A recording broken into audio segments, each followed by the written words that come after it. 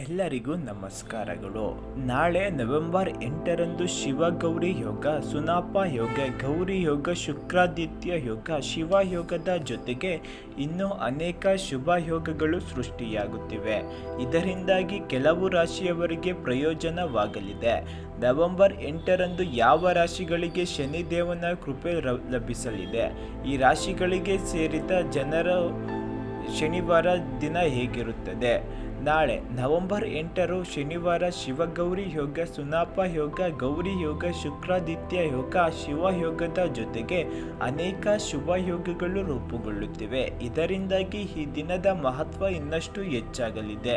ನಾಳೆ ಕೆಲವು ರಾಶಿಗಳು ಈ ಶುಭ ಯೋಗಗಳ ಲಾಭವನ್ನು ಪಡೆಯಲಿದ್ದಾರೆ. ಈ ರಾಶಿಗಳ ಜೊತೆಗೆ ಕೆಲವು ಜ್ಯೋತಿಷ್ಯ ಪರಿಹಾರಗಳನ್ನು ಸಹ ಹೇಳಲಾಗಿದೆ. ಈ ಪರಿಹಾರಗಳನ್ನು ನೀವು ಅನುಸರಿಸುವುದರಿಂದ ನಿಮ್ಮ ಜಾತಕದಲ್ಲಿ ಶನಿಗ್ರಹದ ಸ್ಥಾನವು ಬಲಗೊಳ್ಳುತ್ತದೆ ಮತ್ತು ಶನಿದೇವನ ವಿಶೇಷ ಅನುಗ್ರಹಕ್ಕೆ ನೀವು ಪಾತ್ರರಾಗಬಹುದು. ನವೆಂಬರ್ 8ರಂದು ಯಾವ ರಾಶಿಯವರಿಗೆ ಅದೃಷ್ಟ ತರಲಿದೆ ಎಂದು ಈ ವಿಡಿಯೋದಲ್ಲಿ ಕೊನೆವರೆಗೂ ನೋಡಿ. ಮೊದಲನೇದಾಗಿ ವೃಷಭ ರಾಶಿ. ವೃಷಭ ರಾಶಿಗೆ ಸೇರಿದ ಜನರಿಗೆ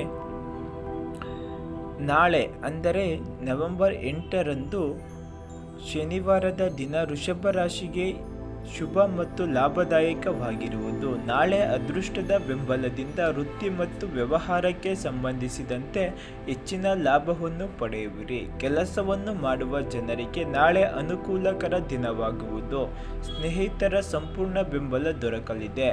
ನಾಳೆ ದ್ವಿತೀಯಾರ್ಧದಲ್ಲಿ ನಿಮ್ಮ ಸುಖ ಸಮೃದ್ಧಿಯಲ್ಲಿ ಸಾಕಷ್ಟು ವೃದ್ಧಿಯಾಗಬಹುದು. ನಾಳೆ ಹೊಸ ವಾಹನವನ್ನು ಖರೀದಿಸುವ ಯೋಗವಿದೆ. ವೈವಾಹಿಕ ಜೀವನಕ್ಕೆ ಸಂಬಂಧಿಸಿದಂತೆ ನಾಳೆ ರೊಮ್ಯಾಂಟಿಕ್ ಕ್ಷಣಗಳು ಕಳೆಯುವಿರಿ. ನಿಮ್ಮ ಸಂಗಾತಿಯೊಂದಿಗಿನ ಅವಿಸ್ಮರಣೆಯಾದ ಕ್ಷಣಗಳು ಕಳೆಯುವುದರಿಂದ ಸಂತೋಷದಿಂದಿರುವಿರಿ.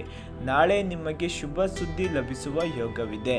ಇದಕ್ಕೆ ಪರಿಹಾರವಾಗಿ ನಾಳೆ ದಿನ ಶುಭವಾಗಿಡಲು ಶನಿ ಸ್ತೋತ್ರವನ್ನು ಪಠಣ ಮಾಡಬೇಕು ಮತ್ತು ಯಾರಾದರೂ ಸ್ವಚ್ಛತಾ ಕಾರ್ಮಿಕನಿಗೆ ದಾನ ಮಾಡುವುದರಿಂದ ಶುಭವಾಗುವುದು.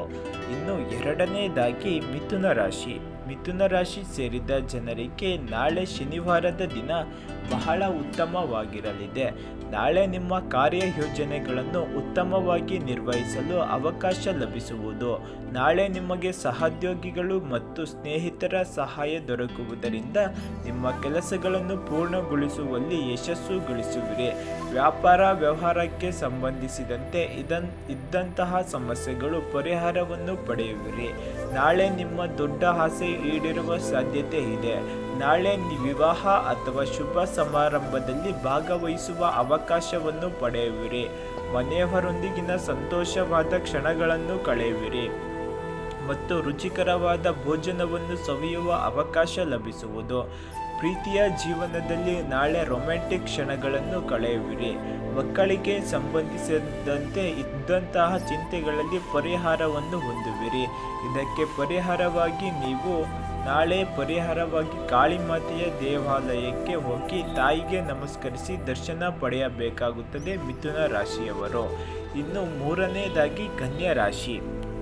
ಕನ್ಯಾ ರಾಶಿಗೆ ಸೇರಿದ ಜನರಿಗೆ ನಾಳೆ ಶನಿವಾರದ ದಿನ ಕೆಲಸಕ್ಕೆ ಸಂಬಂಧಿಸಿದಂತೆ ಬಹಳ ಉತ್ತಮವಾಗಿರುವುದು. ನಾಳೆ ಕೆಲಸದ ಸ್ಥಳದಲ್ಲಿನ ಚಿಂತೆಗಳು ದೂರವಾಗಲಿದೆ. ಹಾಗೆ ಕೆಲಸದಲ್ಲಿ ಸಹೋದ್ಯೋಗಿಗಳು ಸಂಪೂರ್ಣ ಬೆಂಬಲವನ್ನು ಪಡೆಯುವಿರಿ. ಅಧಿಕಾರಿಗಳು ನಿಮಗೆ ಹೊಸ ಜವಾಬ್ದಾರಿಯನ್ನು ನೀಡುವರು. ಇದರಿಂದಾಗಿ ಭವಿಷ್ಯದಲ್ಲಿ ನಿಮಗೆ ಪ್ರಗತಿ ದೊರಕುವ ಯೋಗವಿದೆ. ಯಾವುದಾದರೂ ಸ್ನೇಹಿತರು ಮತ್ತು ಸಂಬಂಧಿಕರಿಂದ ನೀವು ಶುಭ ಸುದ್ದಿಯನ್ನು ಪಡೆಯುವಿರಿ.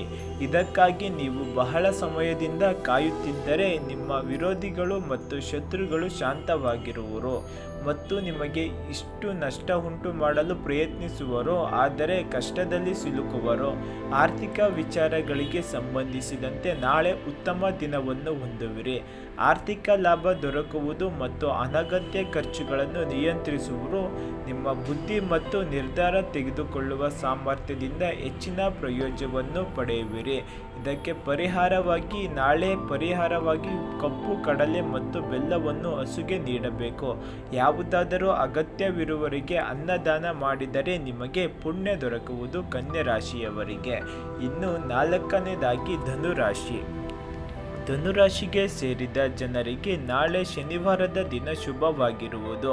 ನಾಳೆ ಕುಟುಂಬ ಜೀವನದಲ್ಲಿ ನಿಮ್ಮ ಆಪ್ತರ ಸಂಪೂರ್ಣ ಬೆಂಬಲ ದೊರಕಲಿದೆ.